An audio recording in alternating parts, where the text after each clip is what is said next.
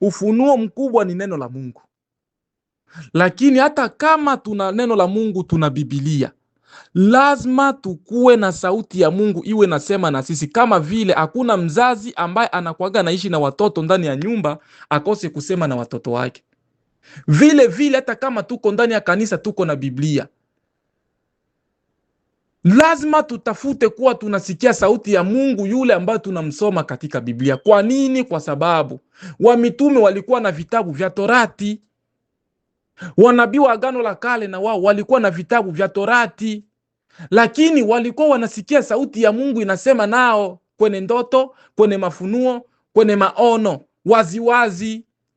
Wakina Danieli walikuwa wanasoma vitabu vya Yeremia, walikuwa wanasoma vitabu vya Torati, lakini huku bado Mungu alikuwa anasema nao. Yeremia asema Bwana Mungu anasema na Ezekieli, mwana wa binadamu, sema na wana wa Israeli. Kwa hiyo tusirizike kubaki na Biblia tu, lakini huku mafunuo, sauti ya Mungu, maono hatuna, ndoto hatuna, unabii hatuna. Wakina Petro walikuwa wanasoma vitabu vya Torati. Wakina Paulo alikuwa mwalimu wa Torati, mwalimu wake alikuwa Gamaliel.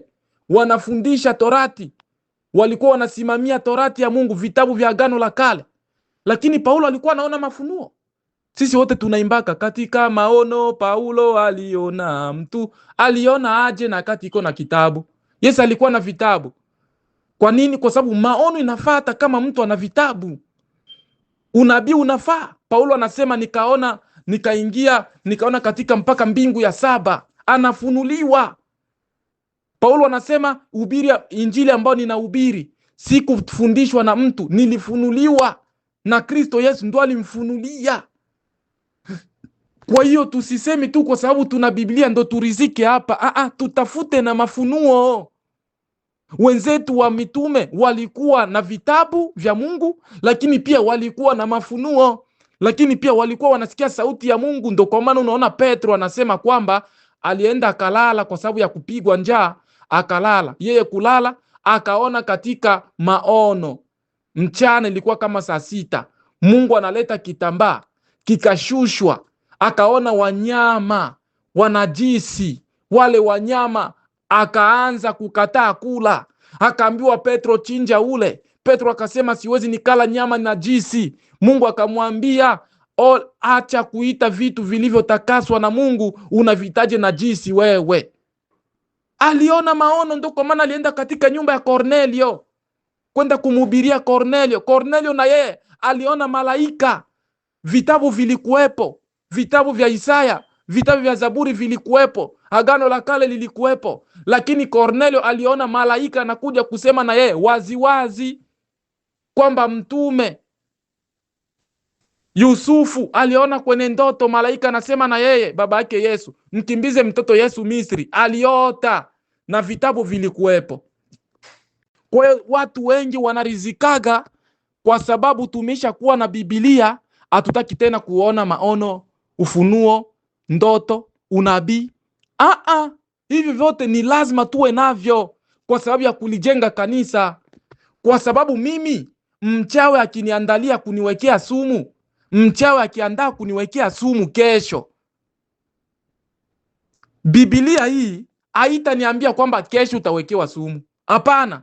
Kitakachosababisha mimi nijue kesho nitawekewa sumu ni wewe utakayefunuliwa.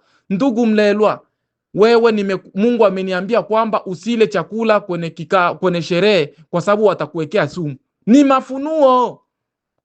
Bwana asifiwe. Ndio ndatumika hapa. Mungu wetu apewe sifa.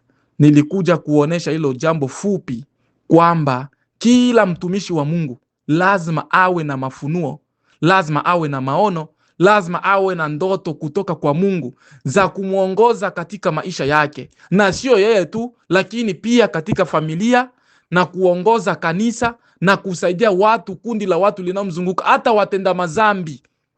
Ndio kwa maana maandiko yanasema kwamba akiingia mtu kwenu ambaye ni wa mazambi, anakuta ninyi wote munatabiri.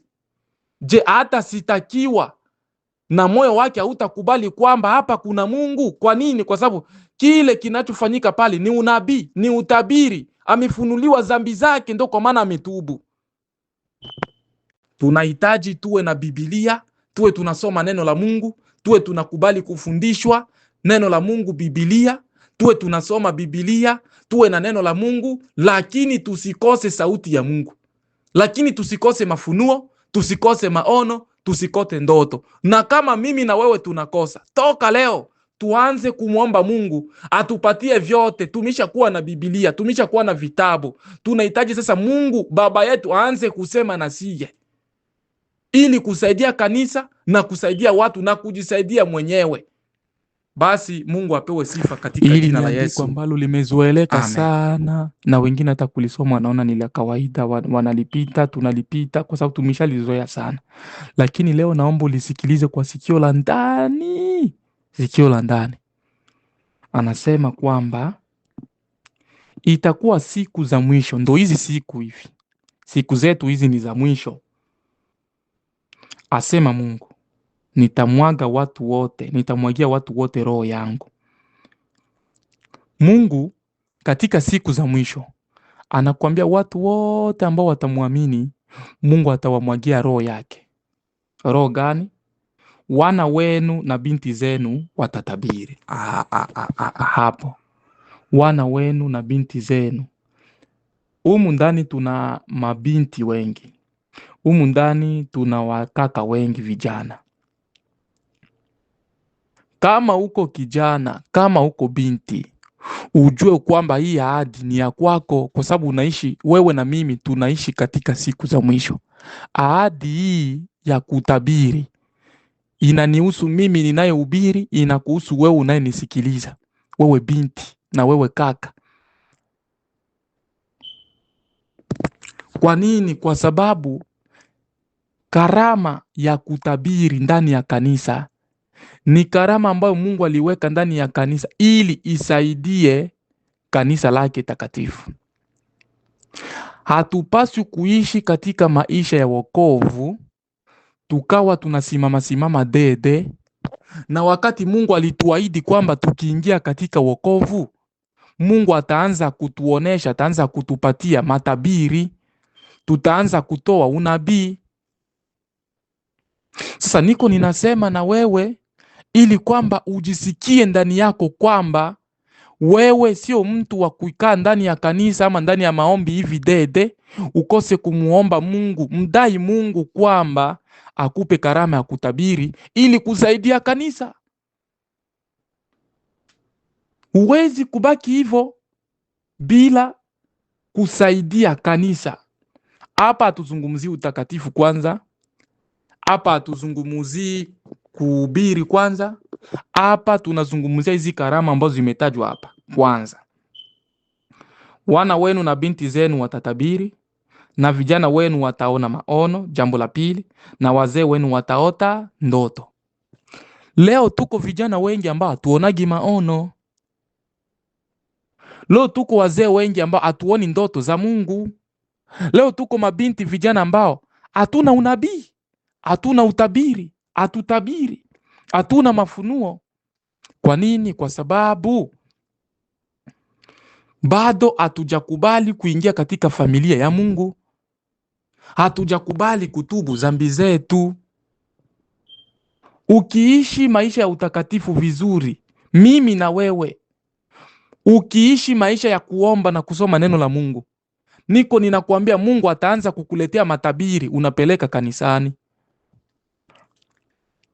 Mungu ataanza kukuletea maono kusaidia mchungaji, kusaidia waumini, kusaidia familia yako. Utakuwa unafanya watoto wako wanashikwa na magonjwa, Mungu anakuja kukuonesha usiku, magonjwa haya ni hivi na hivi na hivi. Kanisa likitaka kuingia katika matatizo huko mbele, Mungu anakuja kukuambia mapema. Hivi vitu ni vitu ambavyo tulipewa sisi kama vijana ndani ya kanisa. Acha nikusomee huku chini. Anasema kwamba 2:39 inasema, Kwa kuwa ahadi hii ni kwa ajili yenu na kwa watoto wenu na kwa watu wote walioitwa, walio mbali, na kwa wote watakaoitwa na Bwana Mungu wetu wamjie. Kwa kuwa ahadi hii ni kwa ajili yenu na kwa watoto wenu na kwa watu wote walio mbali, ambao ni sisi. Sisi tulikuwa mbali kabla tujaokoka, lakini tukaitwa na Mungu, na kwa wote watakaoitwa na Bwana Mungu wetu wamjie. Yaani ukiona uliitwaga na Mungu kutoka katika dhambi kuingia katika wokovu, ahadi hii ni kwa ajili yako, kusaidia kanisa. Niko ninasema hivi kwa sababu usibaki hivyo, wewe na mimi tusirizike katika maisha ya wokovu kwamba mimi sionaki, mimi sikuagi na tabiri, mimi nakuaga wangu mwimbaji wa kwaya tu, hata Mungu anaelewa. Mimi nakuaga na ubiri, mimi nakuaga wangu mhubiri na mchungaji, hata Mungu anaelewa. Mimi nakuaga wangu wa kawaida, mpiga piano ndani ya kanisa, mimi nakuaga wangu muombaji, vya kuonaona vile, kuko watu walipewa karama zao, si hatuna. Maandiko anasema takeni karama zilizokuu. Taka ni kwa sababu haujataka wewe na mimi tutake. Mtumishi wa Mungu lazima awe na mafunuo kutoka kwa Mungu. Mungu aanze kusema na wewe, na yote hayo yatakuja kama ukiacha maisha yako ya dhambi. Tukiacha maisha ya dhambi tunayoishi, tunajikita katika maombi. Ukiwa unaomba unasema na Mungu mara kwa mara, Mungu ataanza kukupatia matabiri ya kupeleka kwangu, hata mimi ambaye kiongozi wa kundi hili. Mwambie kiongozi wa kundi ni hivi na hivi na hivi, inanisaidia katika safari. Mungu ataanza kukuletea matabiri juu ya familia yako, ya watoto wako, juu ya kanisa, juu ya wamama wa vyumba, juu ya wachungaji ambao wanaanguka. Mungu ataanza kukupatia masiri ya watu ili kuwasaidia, kwa sababu Mungu anatafuta ulimi, mdomo wa kusema. Atatumia nani ili aseme kwa nafasi yake? Najua kuna wengine wanaweza wakasema sio wote wanatoa unabii, sio wote wanatabiri, sio wote, kwa sababu sio wote ambao wanaomba. Kwa sababu maandiko, Yesu alituambia ombeni lolote kwa jina langu na mimi nitawapa. Ukiwa unamlilia Mungu na kumwambia Bwana, nipe unabii, nipe utabiri. Umesema katika kitabu cha Yoeli, siku za mwisho utamwaga roho wako juu ya wote wenye mwili, na wana wenu watatabiri, wataona maono, wataona ndoto. Unamlilia Mungu, unamwambia Mungu, nipe maono kwa ajili ya kanisa, hata kama sina. Nipe ndoto, nifanyeje? Niwaonye watu, kwa sababu kuna watu wengine hawaokokaje hata wahubirije, lakini ukiwapatia unabii wanakubali. Zamani ulikuwa unafunuliwa na watu, ukiwaambia ufunuo wanatubu. Zamani ulikuwa unaona hata vitu vya kichawi ndani ya kanisa. Zamani ulikuwa unatabiri, lakini leo uko wapi? Hata kama hauna utabiri, kama ulikuwa unatabiri na sauti ya Mungu kweli, kama umepoteza, tafuta. Maadamu unaisha ujafa, nafasi iko, mimi na wewe. Karama za unabii, kutabiri, mafunuo, ndoto na maono